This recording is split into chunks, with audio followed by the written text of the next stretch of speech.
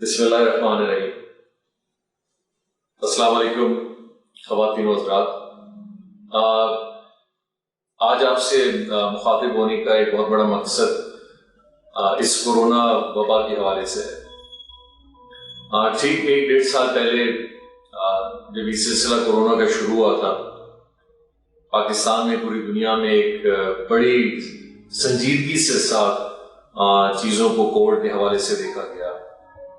بہت سارے لوگوں کو نقصان ہوا، اموات ہوئی، لیکن اللہ تعالیٰ نے ایک بہت بڑا کرم بلوچستان پہ، پورے پاکستان پہ، ہم سب پہ رکھا کہ جس طرح دوسرے ممالک کووڈ سے، کرونا سے متاثر ہوئے تھے، اللہ تعالیٰ کا ایک بڑا کرم تھا، اور حکومت اور آپ کے تعاون سے بہت ساری وہ چیزیں تھیں جن کی وجہ سے یہ وبا زیادہ پھیل نہیں سکی، اور الحمدللہ اس کے بعد ہم نے اس کا ایک ڈاؤن فال دیکھا۔ پھر کچھ عرصے بعد پوری دنیا میں ایک نئی لہر کووڈ کی شروع ہوئی، جس میں ایسے سیکنڈ ویو اور پھر تھرڈ ویو کا نام دیا گیا۔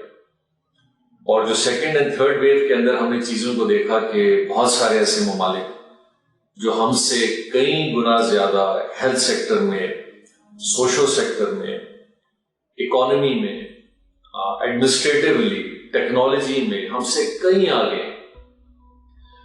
ان کے ریزروز، ان کا ہیلتھ کیئر، ان کا سسٹم ہم سے 10 گنا زیادہ اچھا چیزیں مینج کر سکتا ہے، لیکن ان ملکوں کی حالت ایسی ہے کہ انہوں نے نہ صرف اپنے شہر کے اندر لاک ڈاؤن کیے، بلکہ ان کے لوگ انہی کے ملک میں واپس جانے سے بہت مشکلات میں ہیں کہ انہوں نے اپنی ساری باؤنڈریز، بارڈرز، ایئر ٹریول سب بند کر دیا۔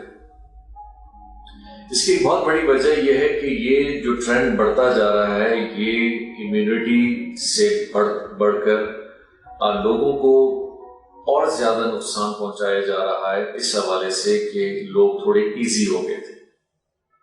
اس کی حالیہ ایک مثال آپ کے سامنے ہے ہندوستان کا، کہ ہم دیکھ لیں کہ جس ٹرینڈ کے ساتھ، اور میں اسی لیے انڈیا اور ہندوستان کی بات کر رہا ہوں کہ ہمیں تھوڑا یہ ضرور ذہن میں رکھنا چاہیے کہ ہمارا جیوگرافک جو ایک طریقہ کار ہے، جو ایک ہماری جس طرح سے ہم کہیں کہ ہم زمیندار ہیں، کاروباری ہیں، مال مویشی والے ہیں، بہت زیادہ ڈیولپڈ کنٹریز نہیں ہے سوائے چند شہروں کے، ان کے ملک میں۔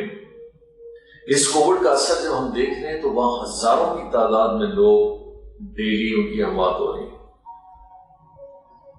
یہ چیز اللہ نہ کرے ہمارے پاس بھی ہو سکتی ہے، اور یہ اس لیے بہت ممکن ہے کہ ہم بھی اسی انداز میں چیزوں کو ریلیکس لے رہے ہیں جس طرح انہوں نے شاید چند مہینے پہلے، اور ہم اپنے انہی کلچرل نارمز، بازار، مارکیٹ، اپنے شادی، غمی، ان ساری چیزوں میں اسی انداز میں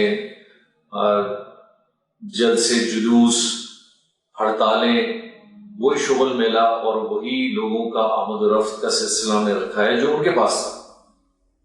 انہوں نے بھی شاید یہ سوچا کہ جی ہم دنیا کے ابھرتے ہوئے ملک ہیں اور ہم بھی چیزوں کو کنٹرول کریں گے۔ آج میں اور آپ جب وہ حالت دیکھ رہے ہیں، لوگ پریشان ہو رہے ہیں، اور میں آپ سے اس لیے مخاطب ہوں کہ ہمیں بھی ان چیزوں کو بڑا سنجیدگی سے دیکھنا چاہیے۔ اللہ تعالیٰ زندگی دے، انسان ہر چیز واپس حاصل کر سکتا ہے۔ قومیں پھر سے کھڑی ہوئی، ہیروشیما پہ جب بم بلاسٹنگ ہوئی تو وہ ملک پھر سے کھڑا ہوا۔ یورپ میں جب چیزیں گریٹ ریسیشنز کے حوالے سے جب یورپ میں، امریکہ میں بھی، وہ پھر سے کھڑے ہوئے، اور اسی طرح دنیا کی ہر آبادی کو اگر آپ دیکھیں وہ اسکریچ سے پھر کھڑے ہو کے اوپر کی طرف آئے، لیکن شرط یہ تھی کہ ان کے اندر وہ لوگ زندہ تھے جو ان ملکوں کو پھر سے اٹھا سکتے تھے۔ آج اس نقصان کا ازالہ کس انداز میں اگر ہم کریں کہ اگر ہمیں ایک بہت بڑا نقصان، جانی، مالی پھر بھی آپ کور کریں گے، لیکن جانی نقصان اگر ان لوگوں کا ہو جو اس ملک میں ایک بہت بڑی کنٹریبیوشن رکھتے ہیں، جو ڈاکٹرز ہیں، جو آپ کے سائنٹسٹ ہیں، جو آپ کے انجینئرز ہیں، جو آپ کے سسٹم کو چلاتے ہیں، اگر ہمیں یہ اموات اور یہ نقصانات اسی طریقے سے اگر چلتے رہے پھر ان لوگوں کو پھر سے زندہ کرنا بہت مشکل ہے۔ ہمارے بلوچستان میں ایک بہت ناخوشگوار واقعہ گزرا جس میں ہمارے بہت سارے وکلا ہم سے چلے گئے۔ آج تک بلوچستان اس خلا کو پور نہیں کر سکتا۔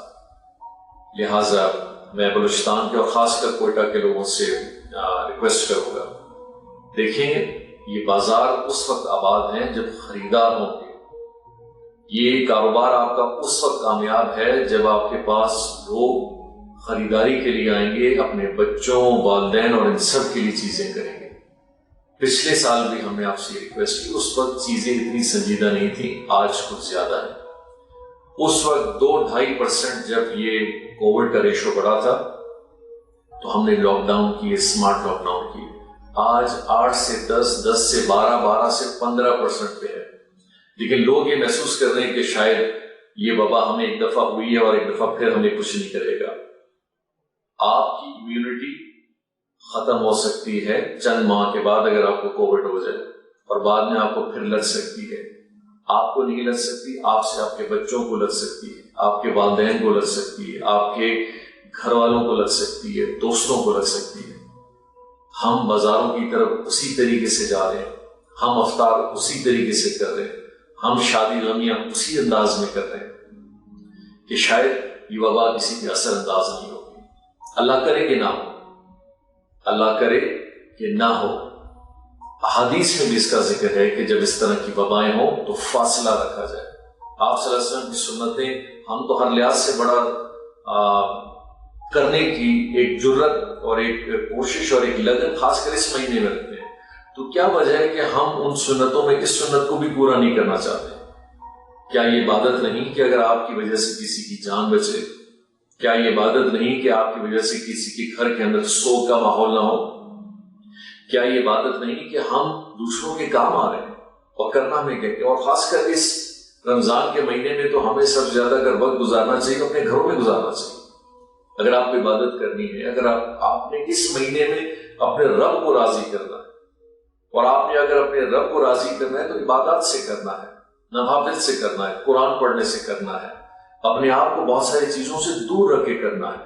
یہ کیا وجہ ہے کہ افطار کھولنے کے بعد ہم رمضان بھی بھول جاتے ہیں، ہم اس ماحول کو بھی بھول رہے ہیں؟ تو میں آپ سے ریکویسٹ کروں گا، یہ انتہائی ضروری ہے۔ اور میں یہ بات بھی ضرور کہنا چاہوں، دیکھیں میں ایک چیف منسٹر کی حیثیت سے، ایک حکومت کی حیثیت سے میں کبھی یہ رسک نہیں لینا چاہوں گا کہ لوگ اپنی نادانی کی وجہ سے اور چند لوگ اپنے کاروبار کی وجہ سے باقی لوگوں کی زندگیوں کو خطرے میں ڈالیں۔ کل کوئٹہ میں ایک واقعہ پیش آیا، یہ واقعہ اس لیے پیش نہیں آیا، ہمیں کوئی شوق نہیں ہم آپ کی دکانیں بند کریں، بلکہ آپ کی دکانیں اور آپ کے کاروبار بند کرنے سے ہمارا حکومت کا نقصان ہوتا ہے کہ گورنمنٹ کو ٹیکس نہیں آتا، لوگوں کا کاروبار نہیں چلتا، روزگار میں بہت بڑا مسئلہ آتا ہے۔ لیکن آج اگر یہ 10% کا وبا اگر 40% یا 30% پہ پہنچ جائے، آپ کوئٹہ والے مجھے بتائیں، داؤد سینٹر والے، باقی مارکیٹ سینٹر والے، جناب مارکیٹ والے، لیاقت بازار والے، آپ سب مجھے بتائیں، جس دن اللہ نہ کریے 30% وبا اپنے شہر میں پھیل جائے، کیا آپ کے رشتہ دار، آپ کے جاننے والے، آپ کے دکاندار، آپ کی کمیونٹی کووڈ سے بچ سکے گا؟ اور آپ کہاں جائیں گے؟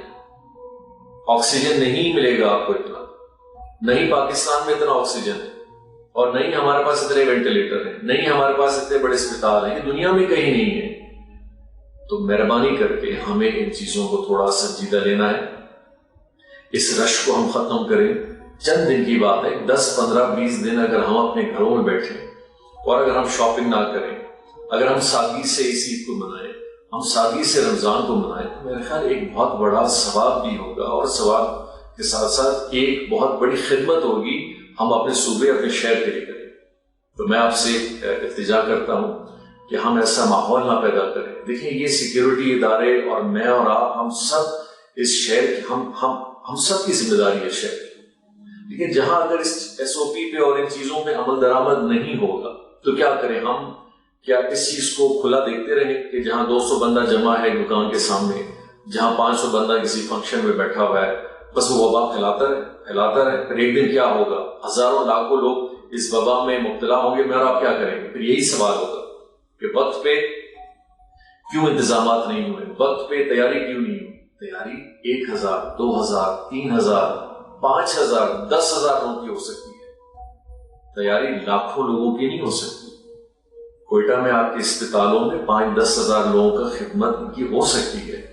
ان کو ہم کسی نہ کسی طریقے سے آکسیجن یا بیڈ پہ لے جا سکتے ہیں. لیکن اگر 10 لاکھ لوگوں کو یہ وبا لگ جائے، کوئی کچھ نہیں کر سکے گا. مہربانی کر کے آپ ہمارے ساتھ تعاون کریں. آپ کی ان ہڑتالوں سے اور آپ ان احتجاجوں سے اس مسئلے کا کوئی حل نہیں ہے. ہم اپنے آپ کو نقصان کی طرف لے جا رہے ہیں. اور اگر ہم اس 10-15 دن 20 دن اگر ایک محتاط انداز میں اپنی زندگی گزار لیں تو شاید ہم ایک بہت بڑے آفت سے بھی بچ سکتے ہیں، نقصان سے بھی بچ سکتے ہیں. اللہ تعالیٰ ہماری مدد کرے. اللہ تعالیٰ اس وبا سے ہم سب کو بچائے. لیکن ساتھ ساتھ اللہ تعالیٰ نے ہمیں اختیار بھی دیا ہے اپنے فیصلوں کا، اپنے اقدام کا، اپنے جانے کا، اپنے سونے کا، بیٹھنے کا، خریداری کرنے کا، اپنے گھر سے باہر نکلنے کا. ان سب کا اختیار آپ اور میرے پاس ہے. تو ہم اس کو ایک ایسے انداز سے، ایک اچھے انداز سے اس پہ غور کریں اور مہربانی کر کے اس کو نہ سمجھیں کہ یہ کوئی اور چیز ہے. ایک بہت مشکل وقت کی طرف جانے سے ہم آپ کو بچا سکتے ہیں. اللہ تعالیٰ ہمیں بچا سکتے ہیں. میں اور آپ اپنے فیصلوں سے ان چیزوں کو اپنے آپ کو دور کر سکتے ہیں. آپ ٹی وی پہ جائیں، سوشل میڈیا پہ جائیں اور ان ممالک کا حال دیکھیں جو آج وہ گزر رہے ہیں. ان کے رشتہ دار سڑکوں پہ، ٹیکسیوں میں، رکشوں میں، ایمبولینسز میں ان کے سامنے مر رہے ہیں اور وہ کچھ نہیں کر سکتے. کہاں سے آکسیجن اتنا لائیں گے؟ کہاں سے اتنے وینٹیلیٹر لائیں گے؟ تو ہم بھی وہ دن نہیں دیکھنا چاہتے. اور وہ اس وقت ممکن ہے جب میں اور آپ کچھ چیزوں کے معاملوں میں سیریس ہوں گے اور ان شہروں کی طرف، باہر جانے کی طرف رخ کم کریں گے اور چند دن اپنے ایام کے، عبادات کے اپنے گھروں میں گزاریں اچھے انداز میں، اور کوشش کریں کہ اس رش کو ہم ختم کریں. میں امید رکھوں گا کہ آپ شاید میری بات نہ مانیں، میں وہ حق بھی نہیں رکھتا کہ آپ میری بات مانیں، لیکن ایک احساس پیدا کریں. اور یہ احساس اپنے لیے پیدا کریں، آپ کے گھر میں جو آپ کے بچے ہیں ان کے لیے کریں، ماں باپ کے لیے، بہن بھائی کے لیے، رشتہ داروں کے لیے. اور میں یہ جانتا ہوں کہ آپ میں سے کوئی بھی یہ نہیں چاہے گا کہ آپ کے ہمارے رشتہ دار کسی وینٹیلیٹر یا آکسیجن بیڈ پہ پڑے ہوں یا ان کو یہ چیز میسر بھی نہ ہو اور تکلیف میں ہو. بہت بہت شکریہ. اللہ تعالیٰ آپ کا اور میرا حامی و ناصر ہو اور ہم پہ یہ وبا اس طرح نہیں آئے جس طرح یہ چل رہی ہے. آپ اور ہم حفاظت کریں، دوسروں کی بھی کریں، اپنے آپ کی بھی کریں. بہت بہت شکریہ.